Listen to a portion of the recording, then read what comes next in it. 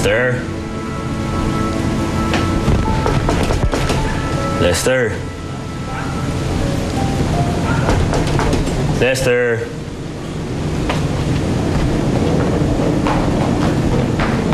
Pare.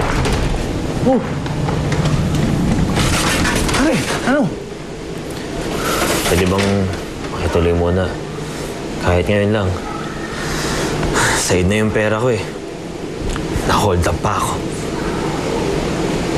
Tara, tuloy. Salamat.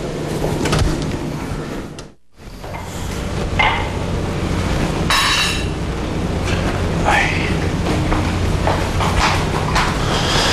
Oh, pare, oh. Pasensya ka na dito, ah. Ito lang kasi yung nakuha ko sa ref, eh.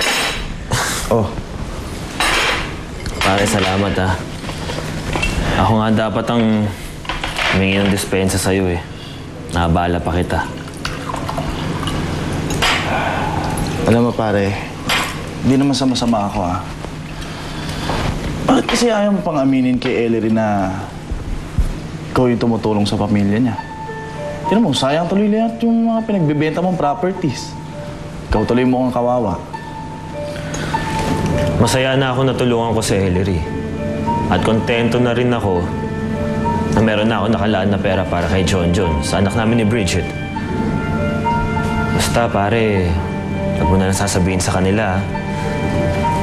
Ayokong pati ako problemahin pa nila. So, paano ko ngayon? Isusubsob ko na lang yung sarili ko sa trabaho. Baka doon, kahit papaano, makalimutan ko yung problema ko. Isa pa, kailangan magsumikap talaga ako. Lalo na ngayon. Dalawa na ang sinusuportahan ko.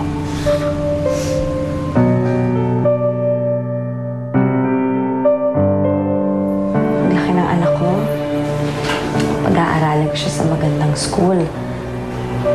Tapos pipilan at papagawan ko siya ng magagandang damit. Lahat ng gusto niya ibibigay ko sa kanya. Sister, baka naman masyadong maging spoiled ang bata. Wala akong pakialam, Aluhan. Lahat ng pinagkait sa akin nung bata ako, lahat ng wala ako, lahat ng hindi ko nakuha, ibibigay ko yun sa anak ko. Hoy, Bridget, bago ka tuluyang malunod dyan sa pangarap mo yan, siguro mas maganda kung kukunin mo muna yung ama ng batang yan. Malapit na, tita. Kung nakita niyo si Jonas kanina, parang handa na magparaya si Ellery para sa anak namin. Mukhang effective naman ata yung acting mo. Ay, talaga? Sabi ko na nga ba eh, kahit Oscars hindi pwedeng deadmine ang acting ko. Sinabi niya, narinig ko, mahal daw niya ang anak namin. Sana balang araw, mahalin niya rin ako.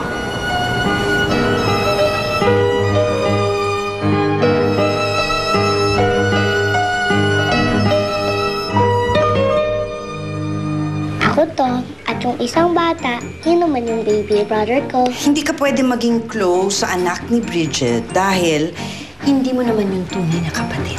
Ma, hindi kayo dapat nagsasalita ng ganyan sa bata. Hindi ba dapat mula sa umpisa, sinasabi na natin sa kanya ang totoo? Di ba? Pare, nauubos na yung kliyente natin. At yung mga na-close na nating deals, nag-uurungan na rin. Pare, kung magtutuloy-tuloy lang na ganito, baka kailangan na natin isara yung kumpanya. Bakit nanggugulo ka na naman dito? Nang dahil dyan, munti ka mapahamak ang anak ko, Ellery. Dahil gusto mong mawala ang anak ko. Pati ba naman kinabukasan niya, sinasabotahin mo?